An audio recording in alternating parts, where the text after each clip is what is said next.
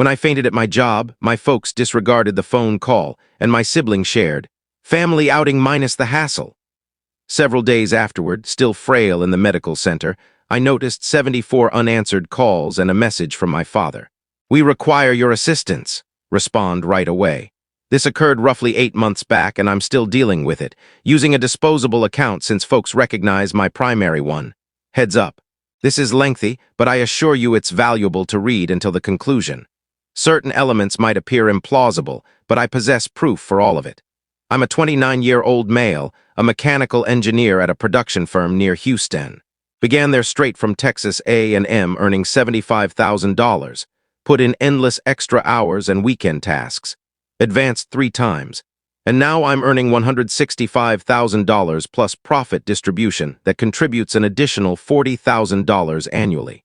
Not bragging, this is relevant to the narrative because it demonstrates how much cash was draining from my funds. Allow me to describe my background so you grasp the family interactions. I hail from a blue-collar household in a tiny Texas town where finances were perpetually scarce during childhood. Dad markets insurance from a rundown strip mall space. Mom handles part-time accounting for nearby companies when she chooses, and I have 2 sisters. Ashley, 26, female, and Brittany, 24, female. As a kid, I was the dependable one, earning high marks while my sisters socialized and scarcely finished high school. When I landed my initial engineering position, I felt immensely proud, the first in the family to hit 6 figures, and I truly aimed to assist everyone. In hindsight, that was my greatest error. It began modestly and harmlessly. Ashley's vehicle gearbox failed abruptly, requiring $1,200 for fixes. No issue, I had the funds, and she vowed to reimburse me in 3 months. Brittany's rental deposit was postponed due to a dispute with her prior landlord, just $800. Simple solution, kin support kin. Mom's dental procedure wasn't covered by insurance as it was deemed aesthetic, though essential, $1,500. Dad's office lease when sales dipped in a tough period, $650. I was earning well, and it felt amazing to be the accomplished one aiding relatives in hard times. The appeals always included thorough justifications and assurances of swift repayment. Ashley would dispatch extended messages expressing her appreciation and how she'd always remember it. Brittany would weep during calls about how I was rescuing her existence. Mom would mention how proud she was of her thriving son. Dad would become sentimental about relatives uniting in good and bad times. But the issue with being the family financier is that once you begin, they anticipate it indefinitely. And the sums escalated dramatically. What commenced as crisis aid turned into regular monthly demands. Ashley chose to pursue being an online personality after viewing numerous YouTube triumphs. So she required $4,000 for high-end camera gear and photo shoots. She presented a full strategy document she'd printed and marked, displaying anticipated earnings that never came to fruition. Brittany aimed to launch a web-based shop vending fashionable apparel to university students. Needed $12,000 for starting stock from an internet vendor she'd discovered. She devoted weeks displaying Pinterest collections and discussing her goals. Dad's insurance operation was faltering against larger rivals. Could I endorse an $18,000 loan for fresh computers and programs?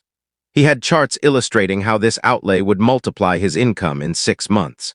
Mom desired to obtain her property agent certification and renovate homes like on TV shows. Just needed $15,000 for her debut property deposit. She'd already selected the place and sketched improvement designs. Each endeavor flopped disastrously and costly. Ashley's social media pursuit topped out at perhaps 400 subscribers after 2 years of steady uploads. She faulted the system and envious critics for her failure, never admitting her material was ordinary and lackluster. Brittany's shop endured precisely 5 months before she lost interest and shifted to her subsequent grand scheme. She alleged the vendor delivered incorrect goods, but I later learned she'd simply ordered badly and couldn't refund. Dad's office growth never occurred despite the pricey tools. He spent more hours on solitaire with the new machines than gaining customers.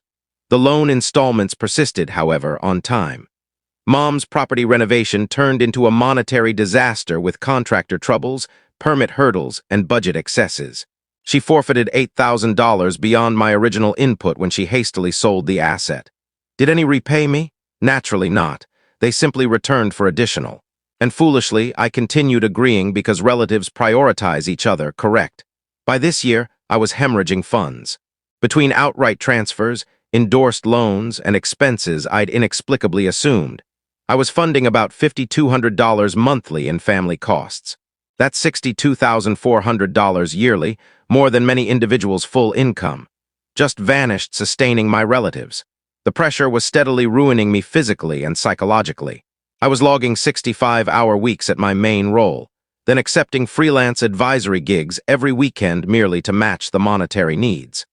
My residence turned into a spot I only rested for brief periods between work periods. I subsisted on protein snacks, caffeine beverages, and any quick meals I could snatch amid sessions. I'd experience intense chest discomfort during tense project discussions, but persuaded myself it was typical tension. My hands would tremble while examining the monthly invoices I covered for all. I began suffering sleeplessness, staying awake computing and recomputing outflows versus inflows. Colleagues remarked I appeared fatigued constantly. My supervisor spoke to me privately twice, inquiring if home life was fine since my output was declining. I was erring on tasks I'd never botched previously, overlooking key points, missing due dates.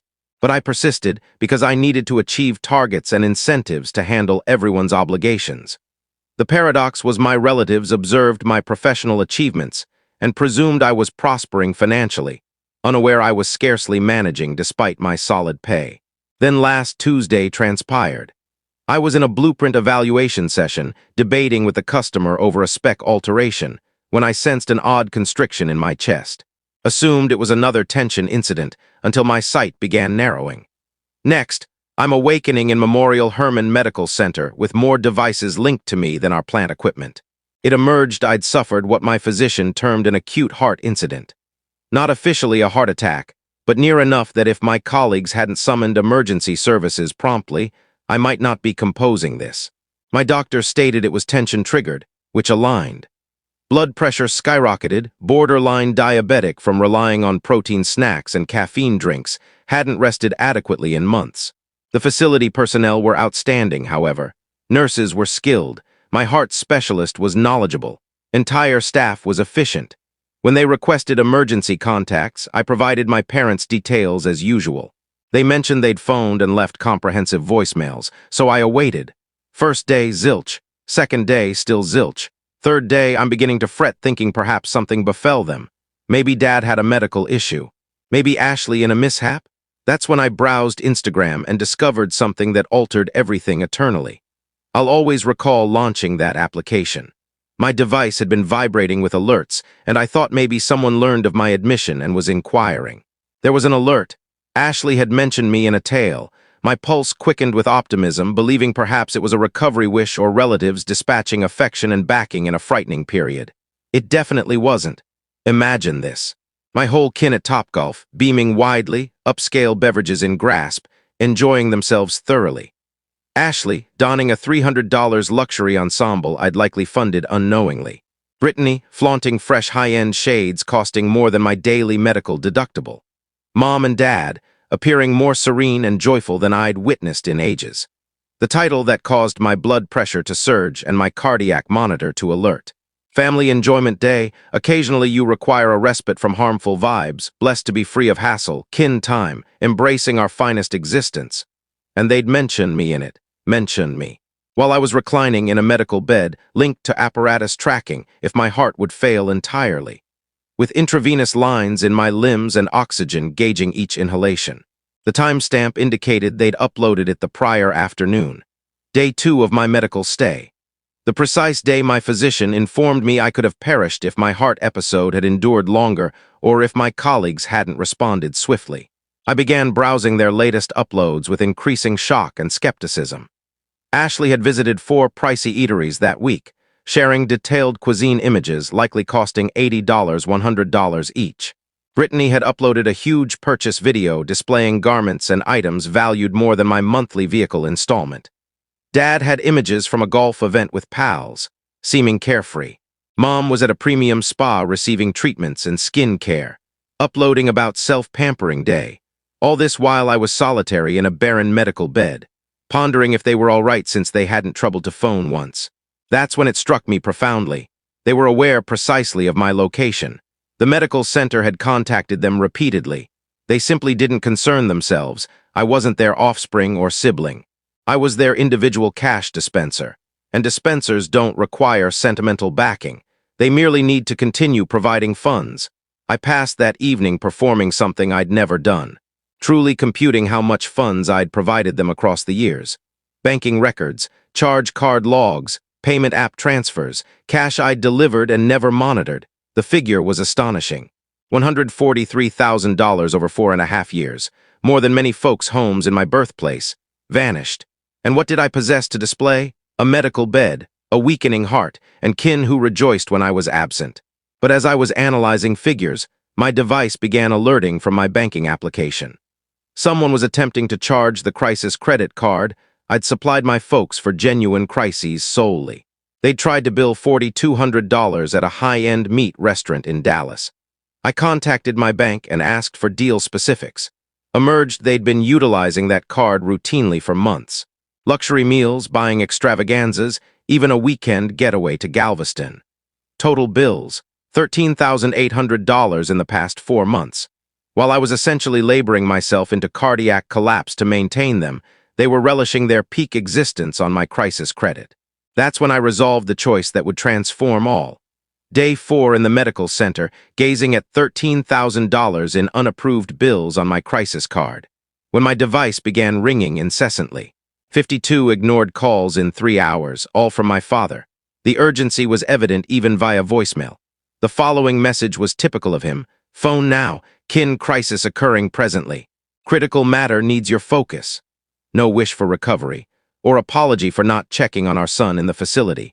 Just sheer alarm because they'd realized I was examining their expenditure habits and connecting the dots. But prior to responding, I did something I ought to have done ages ago. I phoned Uncle Rick. Rick is my father's elder sibling who allegedly deserted the kin by relocating to Colorado and establishing his construction firm 15 years prior. The kin always depicted him as self-centered and unappreciative. Truth was he was the sole one who'd perceived my kin's control methods and declined to facilitate their actions. He'd attempted alerting me previously, but I was too immersed in denial to heed. He responded on the initial ring as if anticipating my contact. "Which facility, kid?" That was all. No blame for lacking contact. No barrage of queries on events. No sermons on kin devotion. Just prompt, useful steps centered on aiding me. He traveled 12 hours nonstop from Denver, pausing only for fuel and brew. Entered my room still in grimy work footwear and a safety helmet, scented of wood particles and genuine labor. He viewed me connected to those devices and remarked, "So they ultimately drained you, huh? I wondered when you'd realize." Rick remained for 4 complete days, resting in the awkward facility seat and refusing to depart. He conversed with my health team maturely, posing smart inquiries on my healing schedule, care choices, and necessary life adjustments. When coverage was problematic about my enhanced room, he discreetly covered the gap without fanfare. Just accomplished it, as kin should. Then he retrieved his computer and stated we must conduct a full monetary review of my existence. Time to examine the depth of this mess. The review was revealing and utterly frightening. Rick holds a commerce degree from UT and 2 decades managing his enterprise. He dissected my finances like a detective scrutinizing a scene, and what he uncovered was organized monetary mistreatment on a level I couldn't fathom. My identity was linked to 4 auto loans for cars I'd never operated, never viewed, never consented to fund. 9 charge cards I'd never sought. Most exhausted with buys I didn't identify. 3 personal advances I didn't recall endorsing with falsified signatures scarcely matching mine. 2 home loans on estates I'd never observed in locations I'd never toured. Monthly auto deductions to services for 5 distinct Texas addresses. Coverage policies on automobiles, bikes, vessels, and even a camper I'd never known. The vessel revelation truly shattered my mind. Brittany had acquired a $23,000 water sports boat last summer for content production, and somehow persuaded me to finance it entirely plus coverage. I'd never glimpsed this vessel. She'd convinced me via call it was mere documents for a venture investment, and I'd endorsed emailed files without scrutinizing. The vessel now rested in an Austin marina, accruing fees also connected to my credit. Rick assisted me tally the total harm with a chart that dazed me. $203,000 in current debt directly attached to my identity, plus $143,000 I'd donated outright over the years. Over $346,000 in under 5 years. More funds than most see in 10 years, just dissipated into their reckless life decisions. Your kin didn't merely utilize you, Rick stated, shaking his head disapprovingly.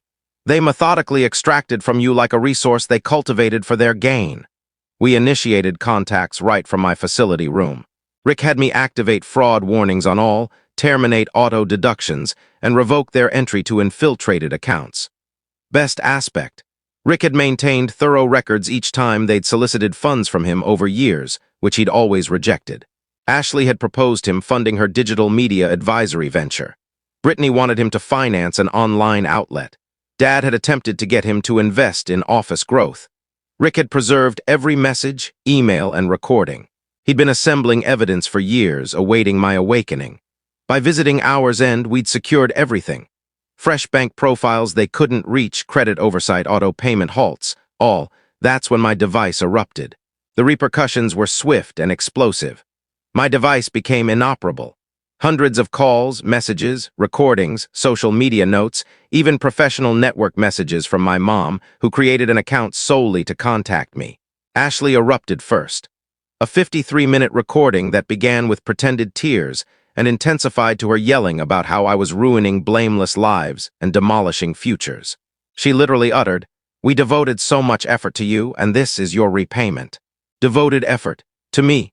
As if I were their enterprise, Brittany opted for control tactics. Dispatched a lengthy message about fearing for my psychological condition and desiring her elder sibling well again. Truly moving, except she ended with payment requests for $500, $300, and $425. Mom attempted sentimental control. I don't know what those physicians said, but this isn't my child. My child wouldn't desert his kin in our bleakest moment. She sent this while uploading social tailies from a costly breakfast spot. Dad went directly to threats. Multiple recordings about how I was perpetrating monetary offenses and would encounter grave legal outcomes. Audacious from someone whose operation I'd sustained for 3 years. But the pinnacle was when they arrived at the facility collectively. Security phoned my room stating 4 individuals in the entrance claimed to be close kin and insisted on entry. I informed them no visitors whatsoever. So what occurred? They caused a disturbance in the entrance. Ashley sobbed noisily about being forsaken by her ailing sibling. Brittany recorded it for online because even kin crises were material chances. Mom demanded to converse with my physician about my clear psychological collapse. Dad threatened legal action against the facility for improper patient separation. Security escorted them out, but not before Ashley yelled loudly enough for all to hear, "We gave up everything for you. This is your repayment to kin?" The irony was exquisite. They gave up everything while I'd funded their existences for years. But they weren't done. Far from it. That night I received a call from my property manager. Someone posing as my brother had phoned claiming I'd suffered a major incident and needed him to gather my items because I'd be confined for months. When the manager noted I only had sisters, the caller disconnected. They were attempting to enter my residence to pilfer my belongings. Then my firm's personnel department phoned. Someone posing as my father had reached them inquiring about my medical coverage and disability funds, claiming they managed my matters during healing. Personnel halted it quickly, but the boldness was astounding. The ultimate trigger came the following morning. I awoke to a social media post from Ashley shared over 300 times. "Please pray for my brother amid his serious psychological health issue. He's been influenced by someone to sever his whole kin during our toughest phase. We just want him to receive appropriate aid and return securely. Pray for recovery, kin first, mental health priority." She'd mentioned me, my workplace, my school, and about 75 shared contacts. Comments varied between sympathy offers and queries on truths. Several colleagues viewed it and messaged if I needed support. That's when I understood they'd advanced to full conflict. If they couldn't shame or intimidate me back to obedience, they'd ruin my image and depict me as the antagonist. Time for the extreme measure. Ashley's social post was my boundary. They desired public battle. Let's proceed. Rick had been contacting while I plotted my retaliation. His attorney focused on kin monetary deceit and senior mistreatment cases. Though I wasn't senior, the exploitation methods were the same. Organized monetary control, separation strategies, and coordinated theft. We submitted documents that morning for deceitful credit usage. That crisis card they'd exhausted. Identity theft for accounts created without awareness. Halt and desist directives barring them from contacting my workplace or mimicking me. Protection orders preventing access to my residence or property. But the true explosive was what Rick uncovered in his thorough monetary probe. Recall that property my mom aimed to renovate? The one I'd provided $15,000 for? She'd bought it via a loan listing me as main endorser without my knowledge or approval. The asset was now in repossession, and the lender pursued me for the leftover $54,000. That's deceit. Serious-level loan deceit. Rick's attorney called it one of the clearest kin monetary exploitation instances in 25 years. We possessed proof of falsified signatures, unapproved credit requests, and organized identity theft over 4 years. But rather than pressing criminal accusations instantly, we offered one chance to rectify. Rick believed it would be instructive to observe their reaction when trapped. So I uploaded my own social reply to Ashley's control effort. Since my sibling chose to publicize our private kin matters, here are the real details. I've backed my kin financially for over 4 years, exceeding $346,000. Last week I endured a heart incident from pressure. While hospitalized, they rejoiced my non-attendance online while exhausting my crisis credit. I found several deceitful accounts in my name without consent, including a loan I never endorsed. I'm collaborating with legal advisors to handle the criminal deceit charges. I hope they obtain the aid they evidently require. Facts, deceit, progressing. I attached images of the credit bills during my stay and their social celebration upload. The reply was prompt and crushing. Ashley's post escalated from 300 to over 3,000 shares, but now comments scorched my kin rather than backing them. Folks labeled them leeches, fraudsters, and worse. Regional media adopted the tale due to the kin forsaking son during heart crisis aspect. It circulated through local online groups, and suddenly thousands knew of my kin's conduct. Ashley's social subscribers fell from 1,400 to 203 overnight. The few local firms backing her, mainly shops and diners, ended collaborations immediately. Brittany's web shop critiques were overwhelmed by scam accusations. Dad's insurance space online page was inundated with low ratings citing the tale. But the most gratifying, Mom's property certification faced state scrutiny. Employing false papers for property loans is a severe breach for certified agents. The board paused her certification, awaiting complete probe. They shifted from attempting to shame me publicly to being shamed publicly in under 72 hours. That's when the frantic pleading began. 4 weeks on, I was home healing when Rick phoned with news. The property Mom deceitfully acquired in my name, sold at repossession sale for far less than due. The lender pursued the shortfall against us both, but with fraud proof, they targeted her solely. She faced $58,000 debt she couldn't cover, plus possible serious charges. Dad's insurance space shut permanently. When your online critiques mention kin deceit and theft from his child, folks cease trusting you with coverage. He faced personal insolvency and got removal notices, living in a single-room unit and using public transport for work. Ashley relocated with parents before they lost their home, so she was removed too. She's doing dual shifts, retail daytime and delivery evenings, still urgently attempting to restore her online image, but stuck at about 180 subscribers. Her material now mainly gripes about how public backlash ruins blameless lives. Brittany actually fared decently, comparatively. Being grounded apparently benefited her personality. She abandoned the online personality role fully, secured a legitimate marketing position, and is seeing an accountant who stabilizes her. She's the only one who never phoned pleading for funds, which I truly admire. But here's the truly splendid part. Last month I got a call from an unfamiliar number. Ashley sobbing so wildly I could hardly comprehend her. Please, I'm truly imploring you, just inform people this was a massive mix-up. My whole existence is wrecked. I can't secure any backings. No one will collaborate with me. And Tyler, her partner, ended things because his kin saw the uploads. I'll reimburse every cent. I vow on all. I allowed her to complete her full outburst. Then I remarked, Ashley, you lack funds to reimburse. You never did. That was perpetually the issue. She disconnected but phoned back 2 hours later with Brittany online. Brittany leaped in right away. "See, we know we erred greatly, but you're still our sibling. Kin pardons kin, right? We can arrange a repayment schedule. Perhaps I can secure another job and repay like $200 monthly." I genuinely chuckled. $200 monthly? At that pace, you'd be 75 before settling what you took, and that's excluding interest. They both began overlapping about schedules and how they'd absorbed the lesson and how I was the sole savior now. I stated, "You're correct, I'm the only savior, but explain why I'd choose to." Then I disconnected and blocked both. The calls from Dad followed, 7 recordings in 2 days, each more urgent. The last had him truly weeping. Something I'd never heard ever. "Son, I know we erred horribly, I know we wronged you, but I'm about to forfeit all. The space, the residence, the vehicles, all your mother and I constructed over 30 years. I can't declare insolvency due to these deceit charges. I need perhaps $85,000 to resolve with the lender and $40,000 to recover somehow. I'll endorse any agreement you desire. I'll pay any rate. Just please don't let your father lose all this way." Mom's call was the most pitiful I'd heard. She'd forfeited her property certification forever and faced grave criminal accusations. She eyed potential incarceration and total monetary collapse. "Darling, I committed a grave error with that property matter. I thought I could renovate it fast and reimburse before you noticed. I never aimed to harm you deliberately.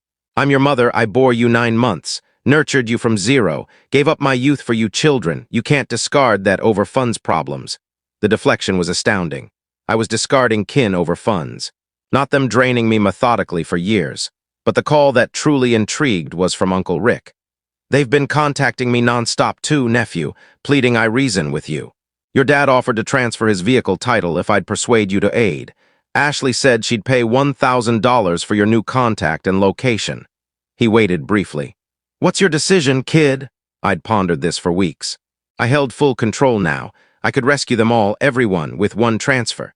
Indeed, I'd recouped most stolen funds via increases and incentives at work. But then I recalled that social upload. Family enjoyment day. Occasionally you require a respite from harmful vibes. I recalled solitary in that medical bed while they rejoiced my non-attendance. I recalled 4.5 years treated as a cash source, not a child and sibling. Let them confront the results, Rick. Let them all confront what they built. 8 months on, I'm composing this from my fresh home in Dallas. Accepted an advancement with a security firm offering $195,000 base plus achievement incentives. Turns out, sans leaking $5,000 monthly to unthankful kin, you can accumulate true wealth rapidly. But let me detail how this tale concluded, because it's more gratifying than anticipated. After I declined rescue, things worsened for my kin.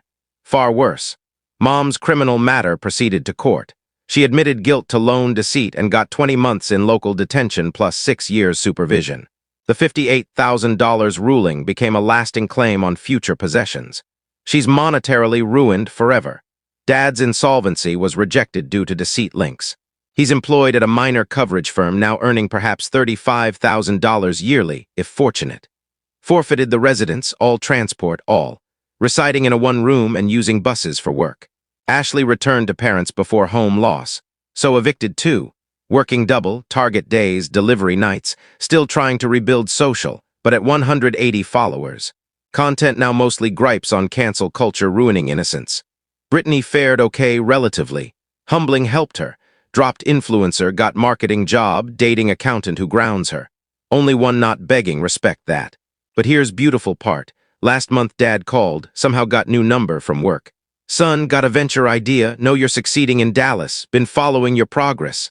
Following like monitoring old asset.